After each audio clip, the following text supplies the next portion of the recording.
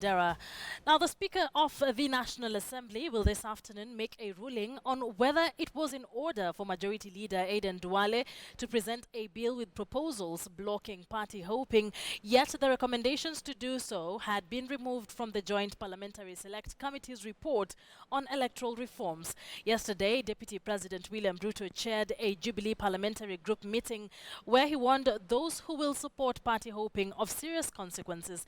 Let's now bring in our senior parliamentary reporter, Patrick Amimo, for further insight on the same. Many thanks for joining us this hour, Patrick. Now, members of parliament clearly objected to the blocking of party hopping. What exactly are the implications of this latest development?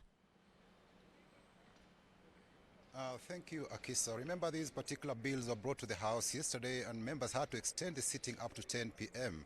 And the matter will be coming this afternoon, where the two bills will go to the committee stage, where members will also maybe amendments will be introduced.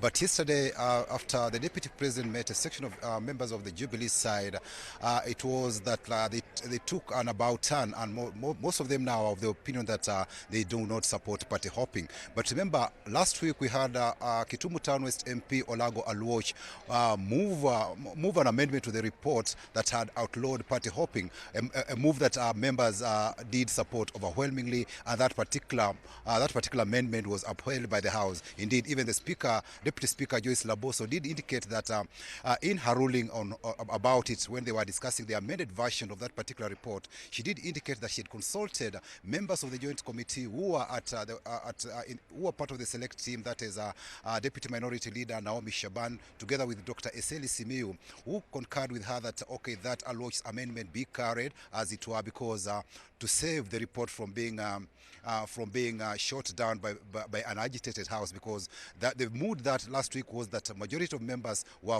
were supporting party hopping because they did not believe in coalition of major parties holding free and fair nominations. That's why they were taking party hopping as a safety valve in case they go to the party primaries and most of them do not get a ticket to contest an election because of maybe unfairness in that due to the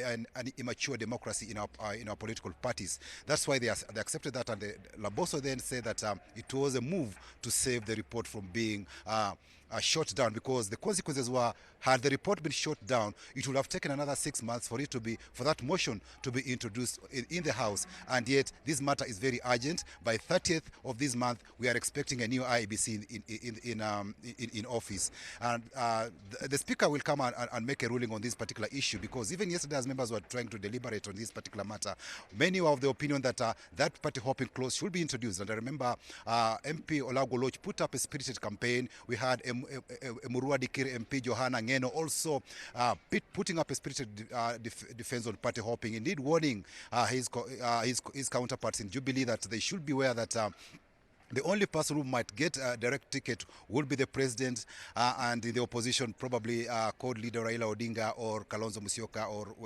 Moses Wetangula, whoever will clinch that particular party ticket. So you want members to be wary of supporting that particular clause. But it is a matter that we expect in this afternoon, the Speaker will make a ruling whether the goalposts will change, or that amended version will carry the day, because the Senate did pass the report without any amendments, and some senators are of the view that the report that should come from the National Assembly should be taken to the Senate for concurrence, not making any other amendments. But Akisa, there's more to this, in that this morning we saw the chairperson of the Justice and Legal Affairs Committee also suggest that he will be moving some amendments at the committee stage, because this particular set of laws were referred to the Justice and Legal Affairs Committee to spruce it up and see if there are any changes that will be done on this particular report. And if I have to bring you just up to speed on some of the proposed amendments, just on looking at it, a copy of which I have is to do with the political parties. It is proposed that political parties should submit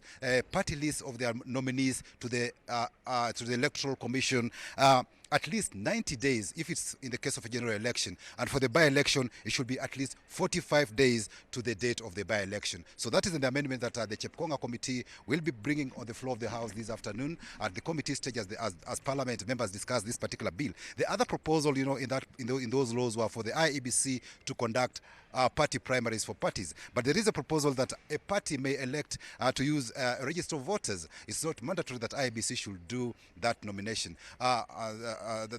for primaries. But if then IEBC has to oversee the nominations, the proposals are that those parties that want IEBC to conduct their party primaries should hold the nominations on the same day, in the same polling centers and in different polling streams.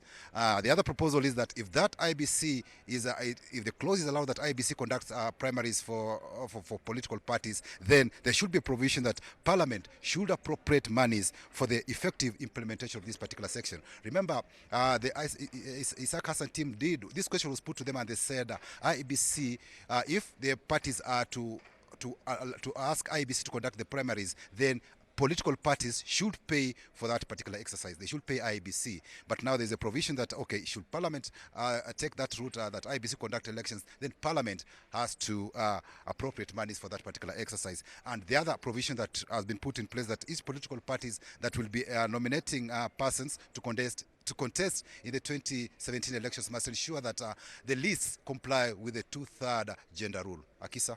Right, thank you very much. Quite a comprehensive report there from our senior parliamentary reporter, Patrick Amimo, joining us from Parliament. We will be expecting that debate